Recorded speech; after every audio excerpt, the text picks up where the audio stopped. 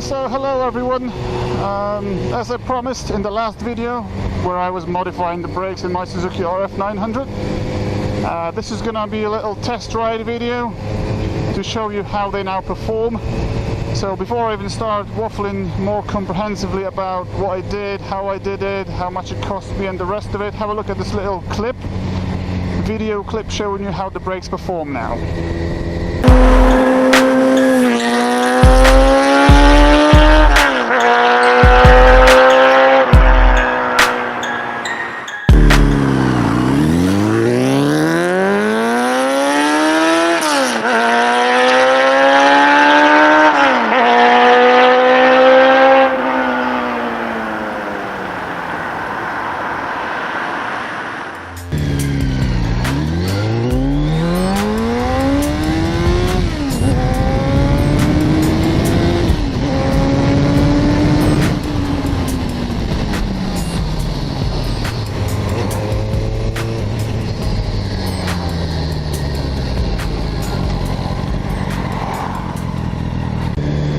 Okay then guys, so as you could see, the brakes are pretty good.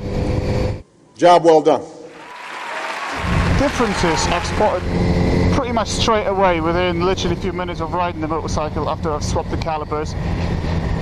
One of the differences is a bit of a negative, the other one is a full positive. Now I'm gonna start with the negative.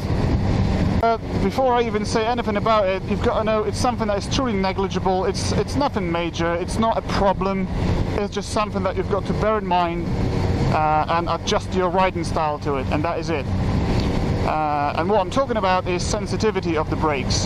You see with Nissan calipers, I had this really nice very sensitive initial bite, so you would basically touch on the lever gently and you would feel some gradual build-up of stopping power.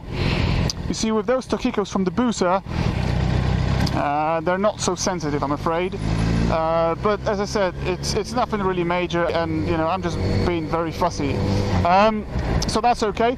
In terms of benefits, there is one huge benefit: the stopping power, which is immense. The funny thing is, those calipers came with brake pads, and those brake pads had about 60% of life in them. I'm talking about 6-spot calipers.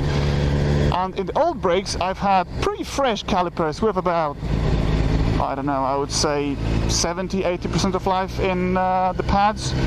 And although the pads are more used in the new calipers, they are still more powerful. It was a big surprise, but I've got a feeling that those calipers are simply more powerful. So whoever says Hayabusa has no brakes, I don't know what they're talking about. Or actually, do you know what? In Hayabusa, perhaps it might be a problem because it's a much bigger and heavier bike, and also much faster. But for the RF, oh man, whew. In terms of cost, well, the brake fluid was £7, and the new calipers, you've got three options here. You can go for brand new calipers off Suzuki's shelf, which is going to be extremely expensive, so you're not going to go for that. The second option would be to go for refurbished calipers, which are pretty much like brand new calipers. That's going to cost you about 150 quid. You can get them on eBay. Or you can go for basically calipers taken off a bike that was crashed or whatever. This is what I did, and they came with pads. They're pretty clean, I've examined them myself before I put them on, and they were good. And the test ride confirms they were good. So in terms of cost, it's peanuts. And the best thing about it is you obviously can sell your old calipers. So at the end of the day, if you play the game the right way, you can actually get those better brakes for free. So anyway, there's one little thing I've got to mention.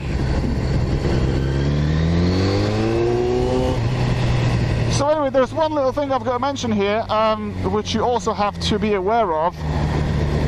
Bigger calipers with bigger pads will put more stress on the discs. RF discs aren't that much smaller than Hayabusa's discs.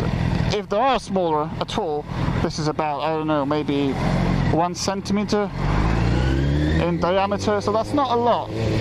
But what I've noticed, I actually gave the bike a bit of a stick. You know, I went for a road full of twisties, and it was like left, right, accelerating, braking, heavy braking, accelerating again. So, you know, I gave it a bit of a stick, and when I stopped after, say, 10-15 minutes of doing that, I touched the discs and they were flipping hot.